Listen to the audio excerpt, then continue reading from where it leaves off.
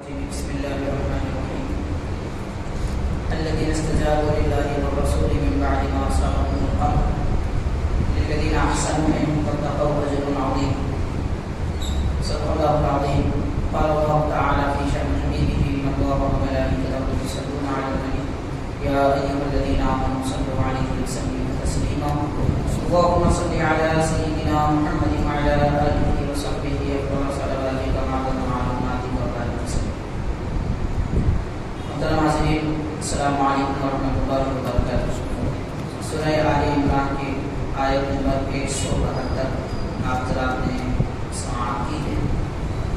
اس سے پہلے کی آیت میں بتایا گیا کہ جو لوگ اللہ تعالیٰ کی راہ میں شہید ہو چکے ہیں وہ زندہ ہیں، ان کو اللہ تعالیٰ کے پاس رزق دیا جاتا ہے اور اللہ نے جو ان کو فضل عطا فرمایا اس پر وہ خوش ہیں اور وہ چاہتے ہیں کہ جو لوگ ابھی مجھ سے نہیں ملے ہیں یعنی دنیا میں رہتے ہیں انہیں جا کر خوشخبری دے دیں.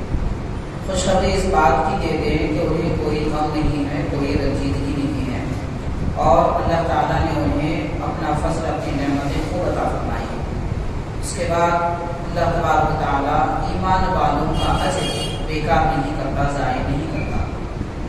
اب اللہ تعالیٰ ارشاد فرما رہا ہے اس آیت پاک میں کہ مومن وہ مومن جن لوگوں نے اللہ تعالیٰ اور نبی پاک صلی اللہ علیہ وسلم کے حکم پر لبیک کہا، یعنی جب حکم آیا کہ تم عبادت کرو، کفر و شرک چھوڑو، اپنے اخلاق درست کرو اور دین اسلام کے لیے قربانیاں دو، خرچ کرو، جو بھی حکم آیا اس کو ایمان والے فوراً مان لیتے ہیں، اس میں چوں مچلا نہیں کرتے، پس و پیش نہیں کرتے اور غور و فکر نہیں کرتے.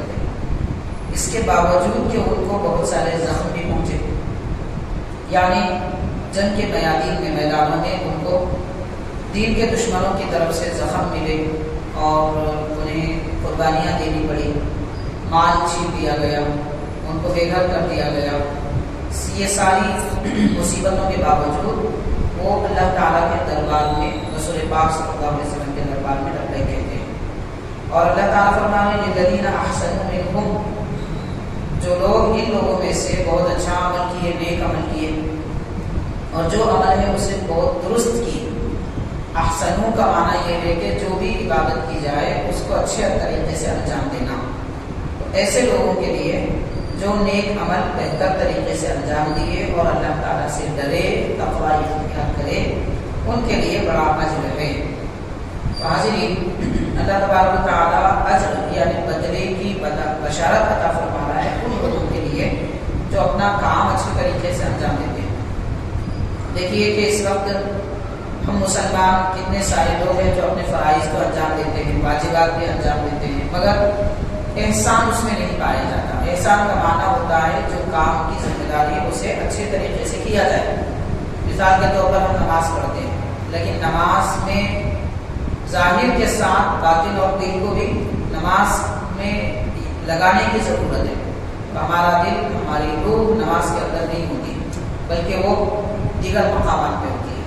اور ایسے ہی جو نماز پڑھی جا رہی ہے اس میں چھوٹے سے چھوٹی سنت اور مستحب بھی نہ چھوٹے، ایسا عمل ہمارے اندر نہیں پایا جاتا، اس میں کوتاہی ہوتی ہے.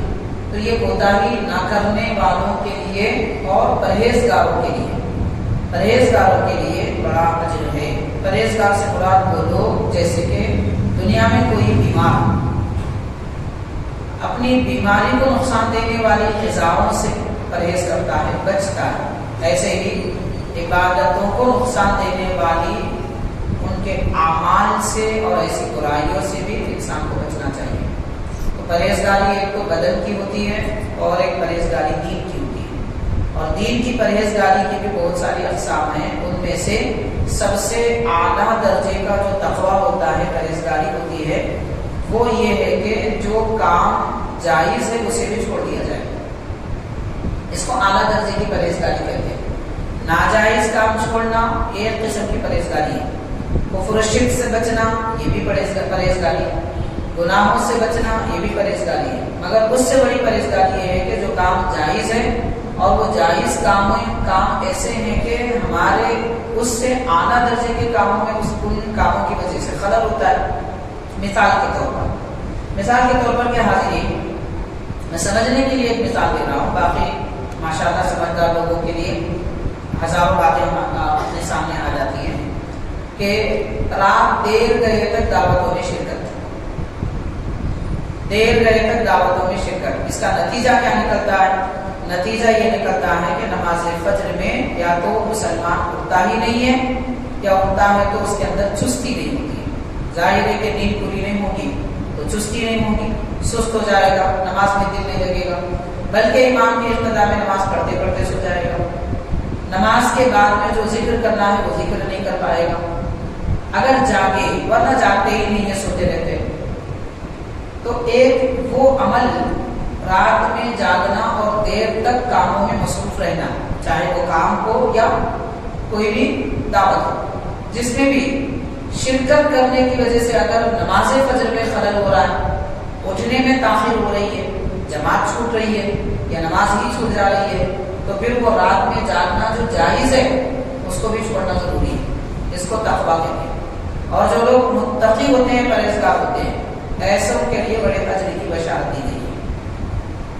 حاضرین کرام، اس کے بعد والی آیت پاک میں رب تعالیٰ فرماتا ہے الذین قال لهم الناس ان الناس قد جمعوا لكم، یعنی مومن وہ لوگ ہیں کہ جب ان سے لوگوں نے کہا، لوگوں سے مراد منافقین نے کہا کہ یہ مشرکین اور دین کے دشمن تمہارے لیے سب جمع ہو چکے ہیں، یعنی منافقین جو ایمان دل سے نہیں لائے تھے، زبان سے ایمان لائے تھے، وہ مشرکین کے ساتھ رہتے تھے، یہودیوں کے ساتھ رہتے تھے، اور ایمان والوں کے درمیان آ کر انہیں ڈراتے تھے کہ دین کے دشمن یہ مشرک سب جمع ہو چکے ہیں تمہارے خلاف، تم جنگ کی تیاری کر رہے ہیں، یہ تمہیں مار دیں گے، اس کو نابود کر دیں گے۔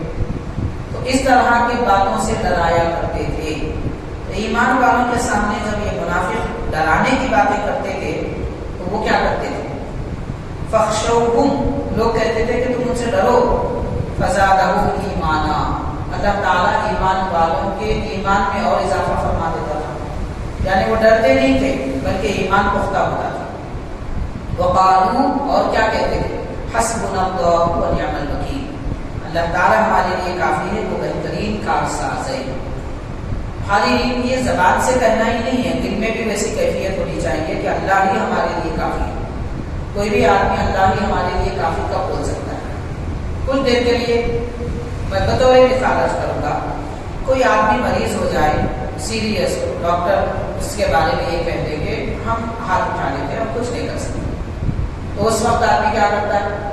آدمی اس وقت یہ کرتا ہے، مصلی میں چاہتا ہے، دعائیں کرتا ہے، اے اللہ تو کارساز ہے، تو ہی مددگار ہے، تو ہی شفا دینے والا ہے، تو زندگی دینا چاہے تو کون مار سکتا ہے۔ یہ جو دل میں کیفیت اس وقت جو پیدا ہوتی ہے، تو وہ کیفیت ہر وقت ہونی چاہیے ایمان والے۔ ایسا نہیں ہے کہ ہمارے پاس اسباب ہے، مال و دولت ہے، اور یہ سمجھ رہے ہیں کہ ہم پیسہ خرچ کر دیں گے، فلاں چیز حاصل کر لیں گے، پیسہ خرچ کر دیں گے، بیمار کو بچا لیں گے، فلاں کر دیں گے۔ یہ کیفیت اسباب ہونے کی صورت میں بھی ہونی چاہیے کہ اللہ کافی ہے، اور سبب نہ ہونے کی صورت میں بھی یہی دل کی حالت ہونی چاہیے کہ اللہ کافی ہے۔ تو اللہ تعالیٰ کو اپنے لیے کارساز ماننا یہ حقیقت کا تقویٰ ہے اور حقیقت کا ایمان ہے۔ اللہ تبارک و تعالیٰ نے فرمایا۔ اب حاضرین دیکھیے یہ آیت کریمہ، اس میں یہ بتایا جا رہا ہے کہ کافر مشرک دین کے دشمن، مسلمانوں کے دشمن مسلمانوں کو ڈرانا چاہتے ہیں۔ ہم دیکھ رہے ہیں کہ یہ ڈرانے کی پالیسی ایک زمانے سے چل رہی ہے، قریب 70-80 سال سے مسلمانوں کو بس ڈرایا ہی جا رہا ہے۔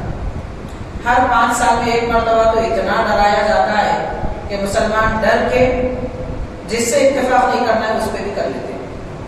بڑے افسوس کی بات ہے، خاص طور پر یہ اس وقت کی بات ہے جب کہ رائے دہی کا موقع آ جاتا ہے۔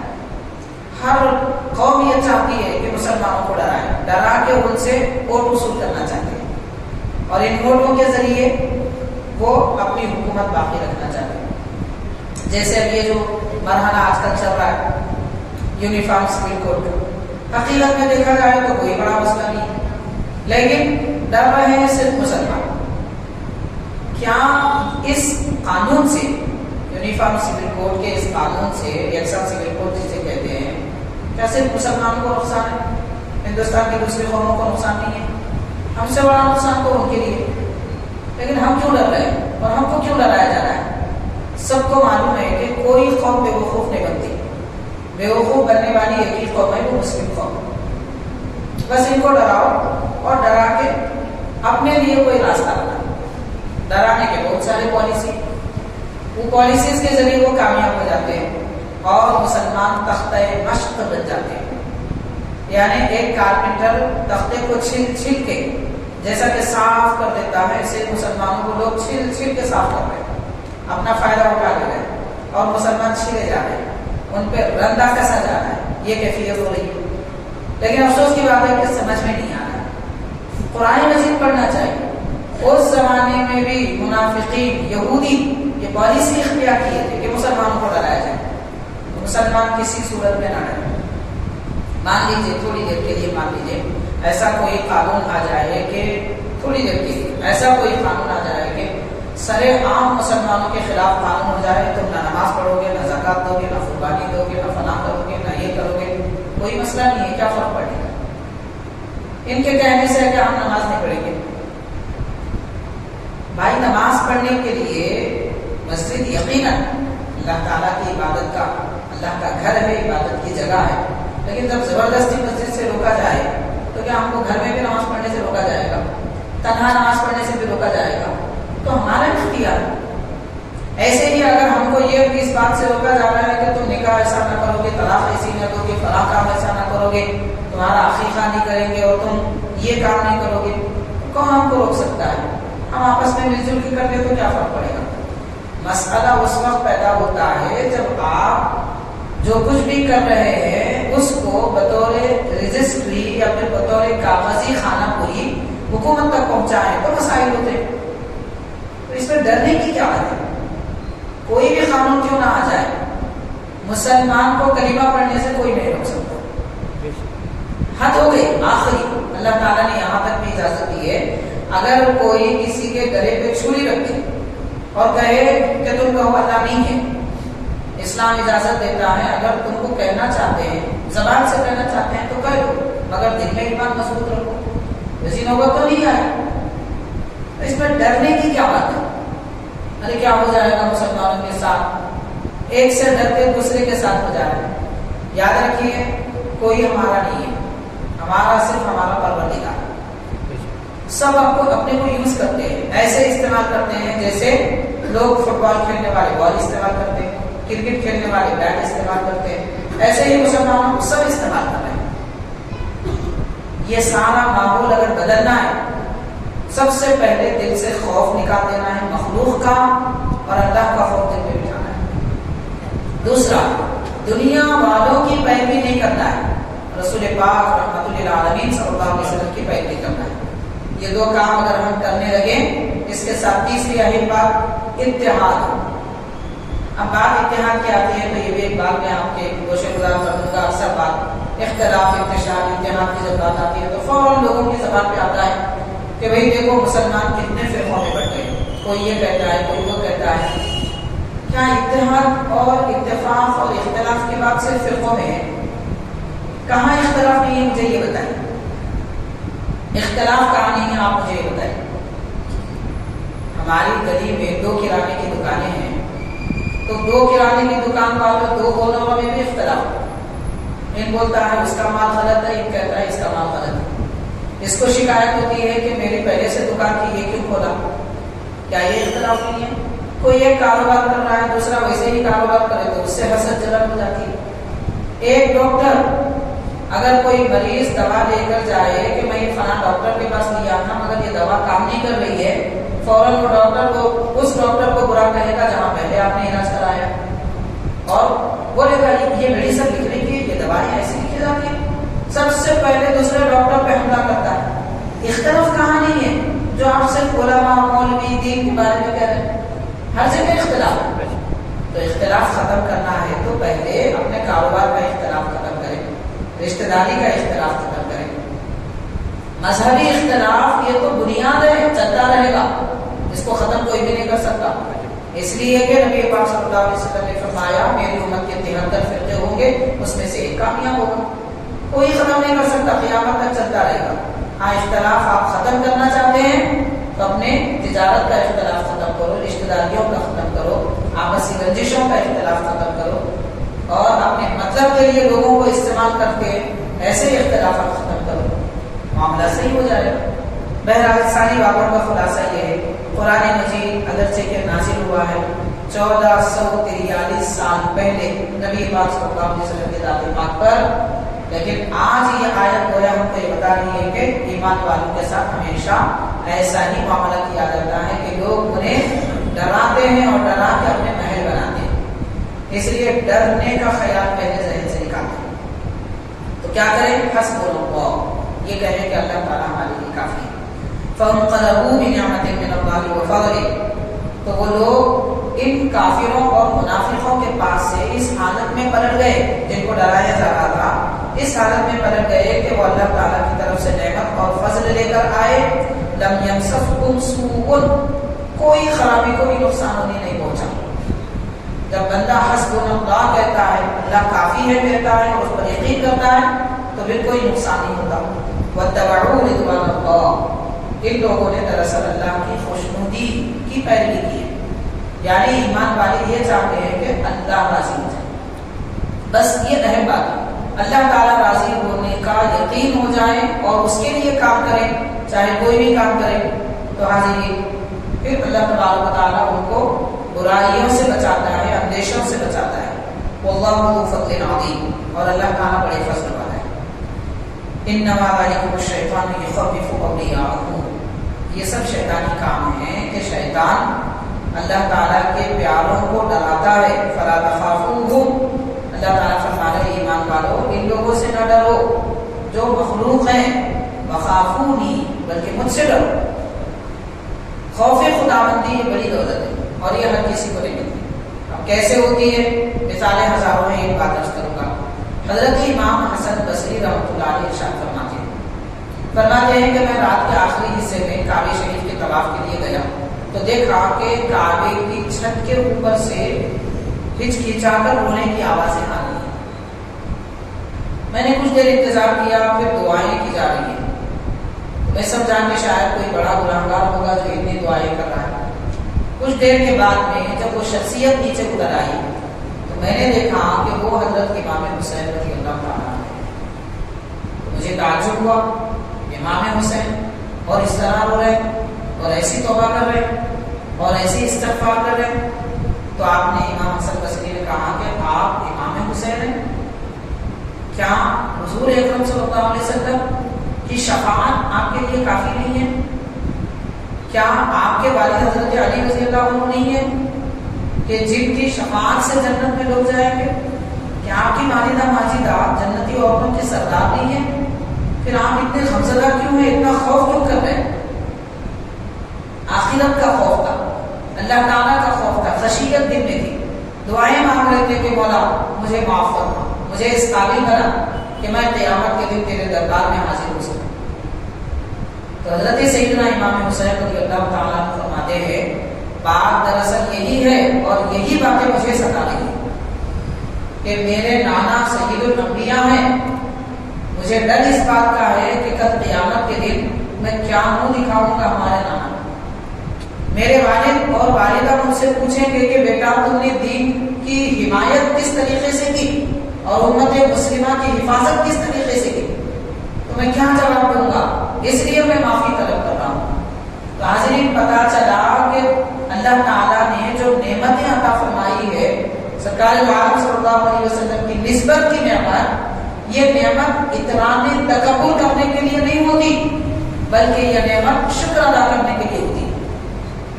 تو امام حسین رضی اللہ تعالیٰ عنہ جیسی شخصیت بھی اللہ تعالیٰ کا خوف دل میں اس طریقے سے رکھتے ہیں۔ اب سوال یہ پیدا ہوتا ہے ان کو ڈرنے کی کیا بات؟ حاضرین کرام، جس کے دل میں جتنا پختہ ایمان ہوتا ہے وہ اتنا اللہ سے ڈرتا ہے، اور جس کے دل میں ایمان جتنا کمزور ہوتا ہے وہ اتنا بے خوف ہوتا ہے۔ تو خوف خداوندی ایمان کی علامت ہے، اس لیے حضرت امام حسین رضی اللہ تعالیٰ کو رب سے اتنا ڈر رہے تھے۔ اب ظاہر ہے کہ ان کے دل کے ایمان کی حالت دنیا میں اور کسی کی ہو سکتی ہے، کیونکہ وہ نبی کے نواسے ہیں۔ حضور پاک صلی اللہ علیہ وسلم نے ان کی تربیت فرمائی اور ان کو حق تعالیٰ کی معرفت دی، اتنی عظیم نعمتیں آپ کو حاصل ہیں تو زیادہ ڈریں گے۔ اللہ تعالیٰ یہی فرما رہا ہے کہ تم مجھ سے ڈرو، دنیا والوں سے نہ ڈرو۔ اب نہ ڈرنے کا مطلب بے وقوفی کرنا نہیں ہے۔ جیسے لوگ سمجھتے ہیں کہ وہی ڈرنا نہیں ہے، جو چاہے کر لو، ڈرنا نہیں ہے چھت پہ سے کود جاؤ، ڈرنا نہیں ہے ٹرین کے سامنے کھڑے ہو جاؤ، یہ مطلب ہرگز نہیں ہو سکتا۔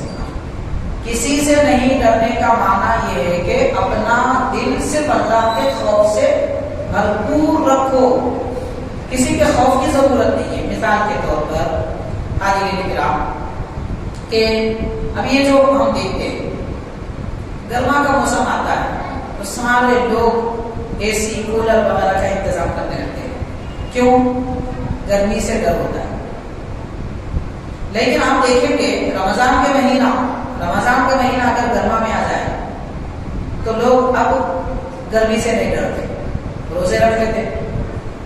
اگر گرمی سے ڈر ہوتا تو پھر روزہ چھوڑ دیتے۔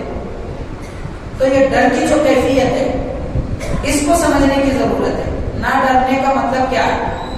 نہ ڈرنے کا مطلب یہ ہے کہ عبادت میں کوئی خلل نہ آ جائے، شریعت پر عمل کرنے میں پیچھے نہ ہٹے، حلال حرام کو سمجھ کر حرام چھوڑ دے، حلال کو اختیار کرے، اس کو کہتے ہیں بے خوفی۔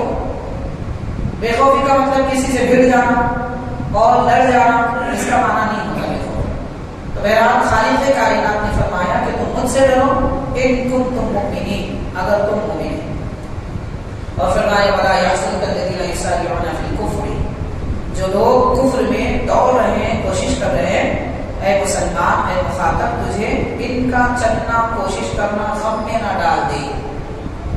آج کل مسلمانوں کو یہی غم لگا ہوا ہے۔ کس بات کا غم ہے؟ ان کو ڈر ہے کہ یہودی ترقی کر رہے ہیں، ان کو ڈر ہے کہ سارا سیٹلائٹ کا نظام یہودیوں کے قبضے میں ہے، ان کو ڈر ہے کہ دنیا کا 90% سونا یہودیوں کے قبضے میں ہے، ان کو ڈر ہے کہ حکومت غیروں کے قبضے میں ہے، ہمارا کیا ہوگا؟ اللہ تبارک و تعالیٰ فرما رہا ہے کہ ان کا کفر میں چلنا پھرنا دوڑنا تم کو غم میں نہ ڈالے۔ کیوں؟ انہم لن یضروا اللہ شیئا، یہ سارے لوگ مل کر بھی اللہ تعالیٰ کو نقصان نہیں پہنچا سکتے اور کچھ بھی نقصان نہیں پہنچا سکتے۔ اللہ تعالیٰ کو تو نقصان نہیں دیں گے، پھر ہم کو اگر ہم اللہ والے ہیں تو پھر ہم کو بھی نقصان نہیں دیں گے، اگر ہم مومن ہیں تو پھر ہم کو بھی نقصان نہیں دیں گے۔ تو سچے مومن بننے کی کوشش کرنی چاہیے۔ تو فرمایا یرید اللہ الا یجعل لهم حدا فی الاخرہ، اللہ تبارک و تعالیٰ کفار اور مشرکین کو دنیا میں جو ڈھیل دیتا ہے یہ دراصل اس لیے دیتا ہے کہ ان کو آخرت میں کچھ بھی نہیں دینا۔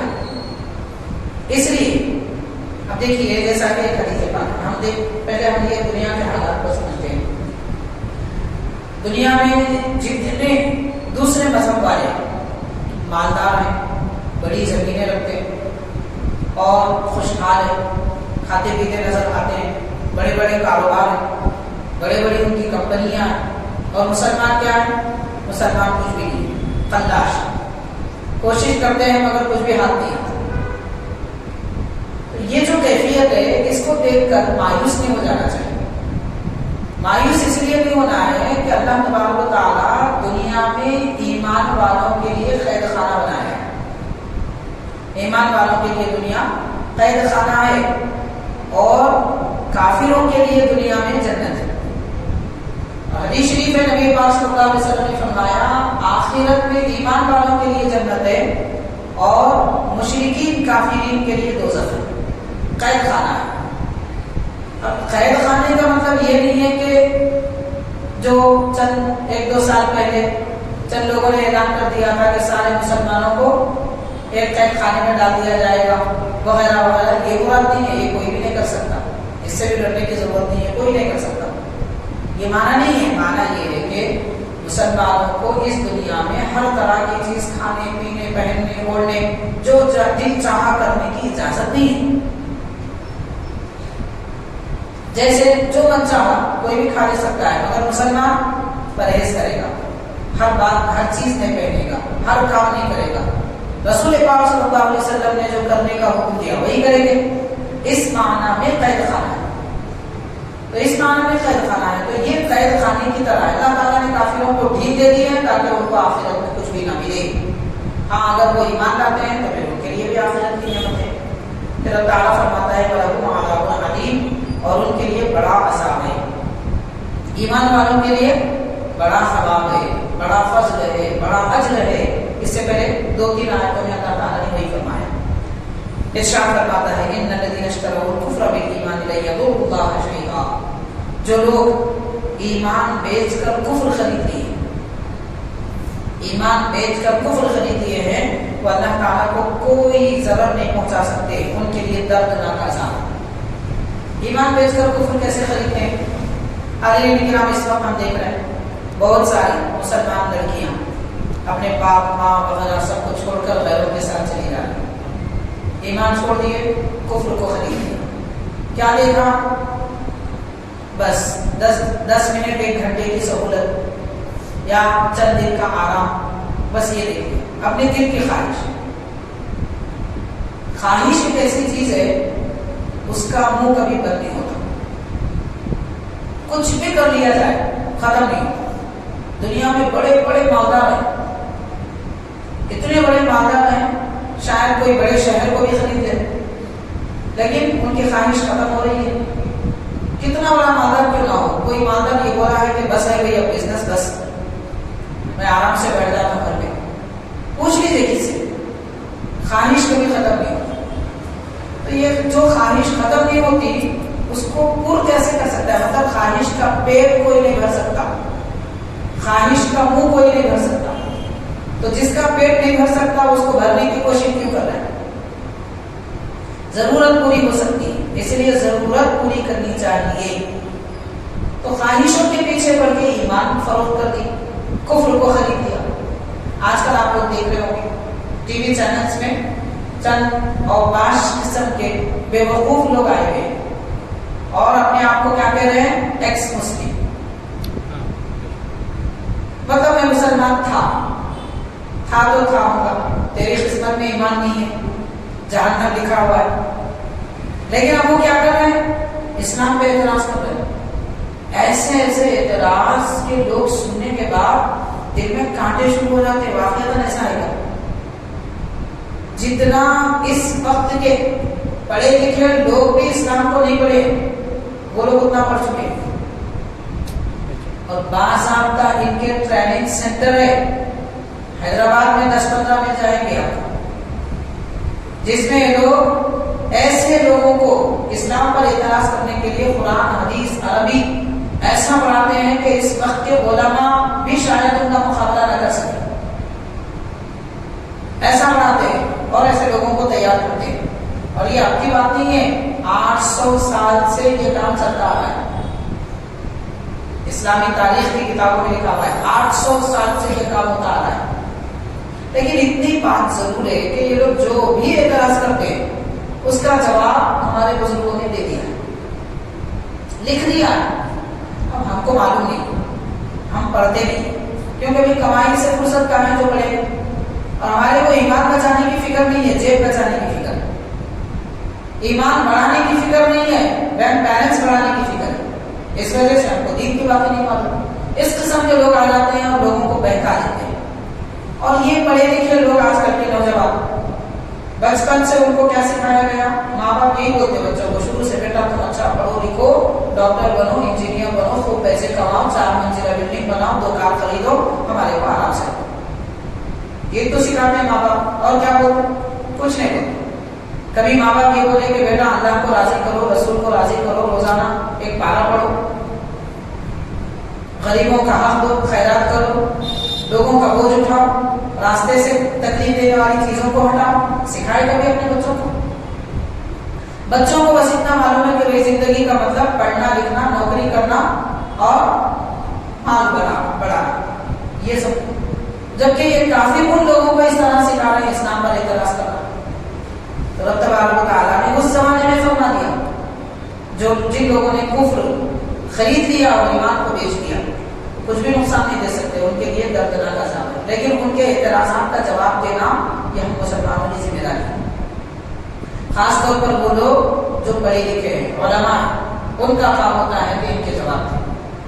اگر جواب نہیں دیں گے تو یہ قوم مسلم ہماری دین اسلام کے راستے سے ہٹ جائے گی.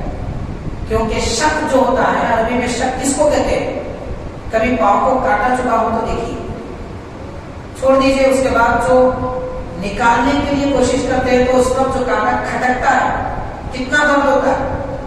ایسے ہی چھوڑ دیں تو اتنا درد نہیں ہوتا، مگر اسے ہلا دیا جائے تو جو درد ہوتا ہے اس کو شک کہتے ہیں. تو دل میں یہ بے چینی اس قسم کی پائی جاتی ہے شک سے، وہ شک دل میں آنے نہیں دینا چاہیے.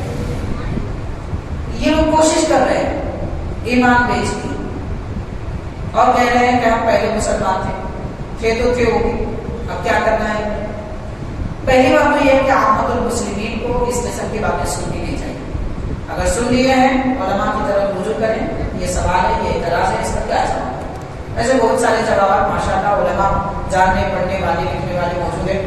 آج مسلمانوں کا ایمان باقی ہے تو اس میں 90% حصہ علماء دین کا ہے. کیونکہ جو اعتراض اسلام پہ ہوتا ہے جواب یہی دے سکتے ہیں. عام لوگوں کو جواب دینا نہیں آتا اور عام لوگوں کو اس کی تسلی کرنا بھی نہیں آتا، کیونکہ اس کے لیے پڑھنا لکھنا ضروری ہے.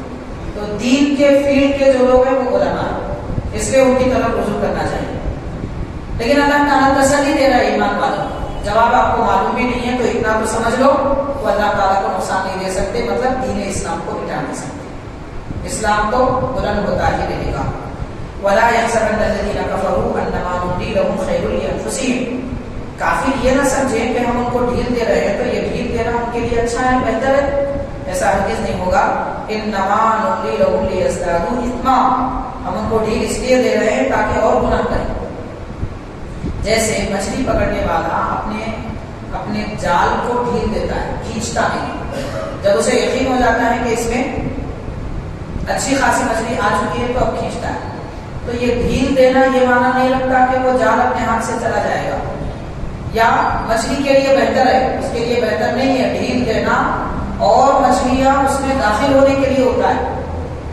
اللہ تبارک و تعالیٰ فرما رہا ہے کہ یہ تو خیر مثالیں سمجھنے کے لیے، مثال قرآن پاک حدیث پاک پر منطبق نہیں کرنا چاہیے. خیر تو اللہ تبارک و تعالیٰ فرما رہا ہے تم کو ڈھیل دے رہے ہیں تو کیا تمہارے لیے اچھی بات ہے؟ یہ اچھی بات نہیں ہے، بلکہ تمہارے لیے اور گناہ کرنے کا راستہ دیا جا رہا ہے. پھر فرمایا وَلَهُمْ عَذَابٌ مُهِينٌ، اور ان کے لیے ذلت دینے والا عذاب ہے. تو ذلت دینے والے عذاب ایمان والوں کے لیے نہیں ہے، نافرمانوں کے لیے مقرر ہے. یہ چند آیتیں قرآن مجید کی آپ حضرات نے سماعت کی ہیں. حاضرین 2-4 منٹ حضرت سیدنا فاروق اعظم عمر بن خطاب رضی اللہ تعالیٰ کے متعلق میں چند باتیں عرض کروں گا، اس لیے کہ آج ماہ محرم الحرام کی دوسری تاریخ ہو چکی ہے. کل گزرا ہوا دن محرم کی پہلی تاریخ تھی، اسلامی سال کا پہلا مہینہ اور اس کی پہلی تاریخ. یہ تاریخ حضرت سیدنا فاروق اعظم خلیفہ دوم عمر بن خطاب رضی اللہ تعالیٰ عنہ کی شہادت کی تاریخ ہے. اسی دن کے فجر میں آپ پر حملہ کر دیا گیا، جس کی وجہ سے اسی دن کے ذی الحجہ کے غالباً 27 سے 28 پر آپ پر حملہ کیا گیا اور پہلی محرم الحرام کو آپ کی شہادت ہوئی. تو وہ آپ کی شہادت کا دن ہے. حضرت سیدنا فاروق اعظم رضی اللہ تعالیٰ کا نام عمر ہے. عمر کا معنی ہوتا ہے وہ جو آباد کرے، وہ جو آباد ہو. تو حضرت عمر رضی اللہ تعالیٰ عنہ نے اسلام کو آباد کیا. اتنا آباد کیا کہ آپ کے زمانے میں ملک عرب سے عجم تک اسلام پھیلا. عجم تک اسلام پھیلا یعنی عرب سے ہٹ کر بھی دوسرے ممالک میں ملک فارس اور روم، شام، فلسطین ایسے بڑے بڑے علاقے فتح ہوئے. حضرت فاروق اعظم رضی اللہ تعالیٰ عنہ سادگی کی زندگی گزارتے تھے اور ان کی زندگی ایسی سادہ تھی کہ لکھا جاتا ہے آپ کے جو لباس ہوتے تھے، چادر جو آپ اوڑھتے تھے، اس چادر پر 12 پیبند ہوتے تھے. یعنی چادر پھٹ جاتی تو آپ نیا لباس نہیں خریدتے بلکہ اس پر کپڑا لگا کے سی دیتے. اس طریقے سے 12 پیبند آپ کے لباس پر چادر پر ہوا کرتے تھے. بادشاہ ہیں اور امیر المؤمنین ہیں، ایک چھوٹے سے ملک کے بادشاہ نہیں ہیں بلکہ عرب و عجم کے امیر ہیں، لیکن اس کے باوجود سادگی کا ارادہ. حضرت کی سادگی کو سمجھنے کے لیے ہم اس بات کا بھی اندازہ کر سکتے ہیں. حضرت فاروق اعظم رضی اللہ تعالیٰ عام انسانوں کی طرح مسجد نبوی کے صحن میں کبھی لیٹ جایا کرتے تھے، نہ کوئی پہرے دار ہوتا، نہ کوئی آپ کے نگہداشت کے لیے ہوتا۔ آج ہم دیکھتے ہیں کہ لوگ تھوڑے بڑے ہو جاتے ہیں تو ان کی کار کا ڈور کھولنے کے لیے بھی نوکر ہوتے ہیں، وہ خود سے اپنی کار کا ڈور کھولنے کو پسند نہیں کرتے۔ حضرت فاروق اعظم رضی اللہ تعالیٰ ایسے امیر ہیں کہ خلیفہ ہیں، وقت کے بڑے بڑے سپر پاور حکومتوں کے بادشاہ ڈرتے تھے ان سے۔ اب دنیا میں انسان کیا ڈریں گے، شیطان کے متعلق بھی آتا ہے حضرت فاروق اعظم کو جب دیکھ لیتا تو ایسے کانپتا تھا جیسے کہ سوکھا پتا درخت سے ہوا کی وجہ سے گر کر کانپ جاتا ہے، اس طرح شیطان آپ کو دیکھ کر کانپتا تھا۔ یہ مقام اور یہ مرتبہ حضرت فاروق اعظم رضی اللہ تعالیٰ عنہ ہے۔ حاضرین کرام، حضرت سیدنا فاروق اعظم رضی اللہ تعالیٰ عنہ کے بارے میں فضیلت کے متعلق جو حدیث پاک آئی ہے اس میں لکھا جاتا ہے، حضور نبی کریم صلی اللہ علیہ وسلم نے جبریل علیہ السلام سے پوچھا کہ جبریل، عمر بن خطاب فاروق اعظم کی تعریف کری، میں ان کی تعریف سننا چاہتا ہوں۔ سرکار دو عالم صلی اللہ علیہ وسلم جانتے ہیں کہ تعریف کیا ہے، مقام کیا ہے، لیکن جبریل امین سے سننا چاہتے ہیں۔ تو معلوم یہ ہوا کہ حضرت فاروق اعظم کی تعریف سننا سنانا نبی کی سنت ہے، حضور پاک صلی اللہ علیہ وسلم کو پسند ہے۔ تو حضرت جبریل علیہ السلام نے عرض کیا کہ یا رسول اللہ صلی اللہ علیہ وسلم، کیا میں ان کا مرتبہ اور مقام بیان کروں؟ حضرت نوح علیہ السلام کی عمر بھی اگر ان کی تعریف کرنے کے لیے مجھے دی جائے، جبریل علیہ السلام کی عمر تو بڑی ہے لیکن اتنی عمر بھی صرف تعریف کرنے کے لیے دی جائے، حضرت نوح علیہ السلام کی عمر 1000 سال تھی، تو 1000 سال نوح علیہ السلام کی عمر بھی دی جائے اور میں تعریف کرتا رہوں عمر کی، تو عمر بن خطاب کی تعریف پوری نہیں ہوگی اور وہ 1000 سال ختم ہو جائیں گے۔ تو اندازہ کیا جا سکتا ہے کہ حضرت سیدنا فاروق اعظم رضی اللہ تعالیٰ کا مقام و مرتبہ کیا ہے۔ بہرحال حاضرین کرام، ایسے مقدس دن جو آتے ہیں، ان بزرگان دین کے صحابہ کرام ہیں، اہل بیت کرام ہیں، ان کی زندگیاں دراصل مسلمانوں کو بار بار بتانا اور سنانا چاہیے، اس لیے کہ ان کی زندگیاں سننے کے بعد ہمارے اندر ایمان کی کیفیت پیدا ہوتی ہے، قوت پیدا ہوتی ہے اور مسلمان رہنے پر خوشی ہوتی ہے کہ ایسے ایسے لوگ مسلمان تھے، ہم ان کے نقش قدم ہیں، اور جو مایوسی کی کیفیت ہے وہ ختم ہو جاتی ہے، ہمت پیدا ہوتی ہے، شجاعت آتی ہے، دلیر ہو جاتا ہے مسلمان ان بزرگوں کے احوال سننے سے، اور اللہ تعالیٰ کی عبادت کا شوق جذبہ پیدا ہوتا ہے۔ بہرحال یہ چند اہم باتوں کے ساتھ ہم اپنی گفتگو ختم کریں گے۔ اللہ تعالیٰ ہم سب کو ایک توفیق عطا فرمائے، قرآن مجید کی آیتوں کی برکتیں، اس کی نورانیت ہماری زندگی میں عطا فرمائے۔ صلی اللہ تعالیٰ وسلم علی خیر خلقہ سیدنا محمد وعلی آلہ وصحبہ اجمعین۔